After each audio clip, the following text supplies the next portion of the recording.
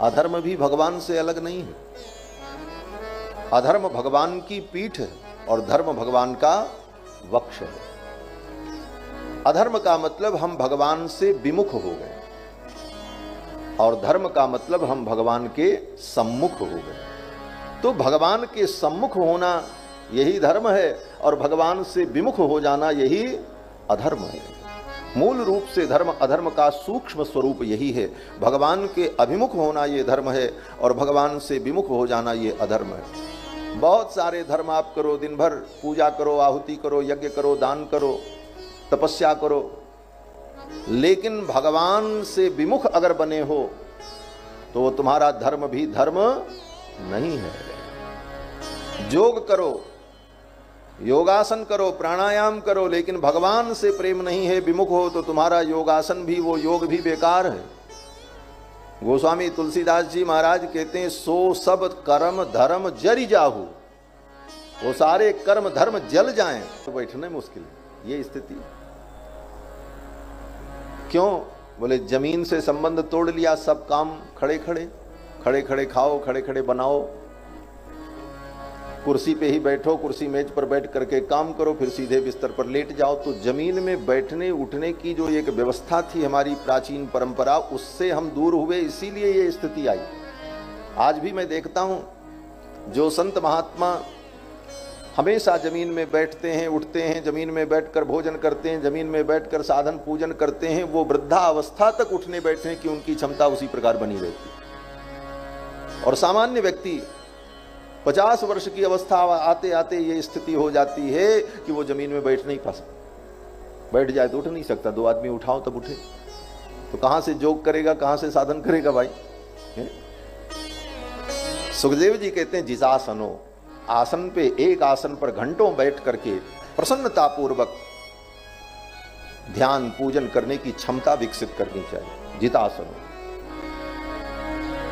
जितश्वासो, और प्राणायाम इत्यादि के द्वारा अपने श्वास को नियंत्रित करें। जित संगो, और अपने मन को विषयों में जाने से रोकें। और जितेंद्रिय, अपनी इंद्रियों पर भी थोड़ा नियंत्रण करें।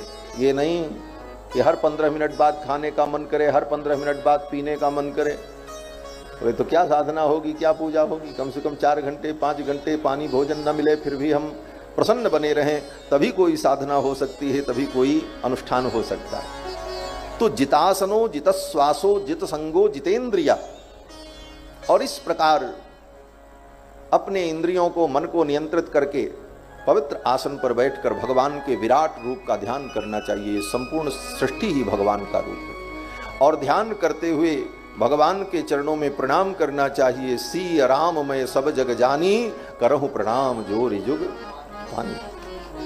भगवान के विराट रूप का वर्णन किया और फिर सुखदेव जी ने भगवान की सूक्ष्म धारणा का वर्णन किया। सुखदेव जी कहते हैं, राजन, ये बाहर जब देखो तो ये भावना करो कि ये सब भगवान का ही रूप है, और फिर आंखें बंद करके अपने हृदय के अंदर ध्यान करो कि हमारे हृदय में जो हृदयाकाश है, उस हृदयाकाश के अंदर प्रादेश मात्रम पुरुषम वसंतम, भगवान परम पुरुष प्रादेश मात्र हमारे अंतःकरण में विराजमान हैं। और किस रूप में विराजमान हैं? बोले चतुर्भुजम कंज रथांग शंख गदाधरम धारणया स्मरंती।